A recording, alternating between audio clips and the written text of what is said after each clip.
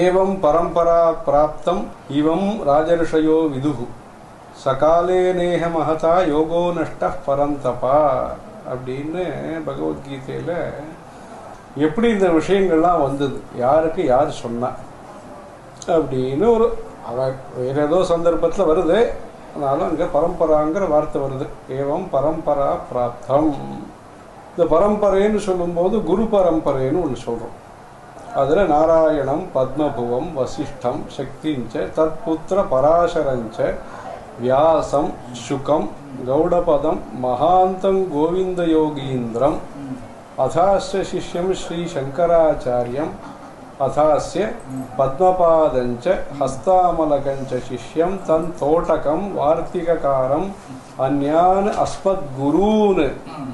அஸ்மத்குரூன் சந்ததமானதோஸ்மி. அஸ்மத்குரூன் நம்மளுடைய குருக்களை அப்படின்னு சொல்கிறோம். ஒருத்தருக்காக மாத்திரம் குரு இல்லை, நம்ம குருங்க. அஸ்மத்குரூன்னு ஒருத்தர் மாத்திரம் இல்லை, குருன்னு பரம்பரை அப்படியே வந்துட்டு. ஒருத்தராக இருந்தாலும் குருவை மரியாதையாக சொல்லணும், குருவகான்னு மரியாதையாக சொல்லணும். அது மாத்திரம் இல்லை, பெருமாள்லேருந்து ஆரம்பித்து வந்துட்டுருக்கு.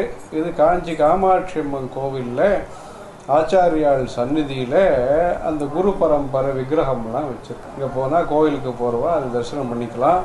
நாராயணம், பத்மபுவம், வசிஷ்டம்னு அதே வரிசையில் வச்சுருக்கா. அது விசேஷம். ஆச்சாரியால் தரிசனம் பண்ணிக்கிறோங்க.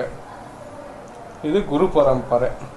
கௌடபதம் கௌடபாதாச்சாரியார், கோவிந்த பகவத் பாதாச்சாரியார், சங்கராச்சாரியார், அப்புறம் சங்கராச்சாரியாருடைய பரம்பரை.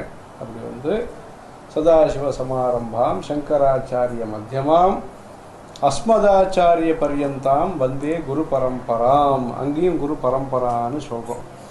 அதில் ஏவம் பரம்பரா பிராப்தம் இவம் ராஜர்ஷயோ விதுகு. இந்த ஞானம்ங்கிறது இப்படி பரம்பரையாக வந்தது. ஹரஹர சங்கர, ஜெய ஜெய சங்கர.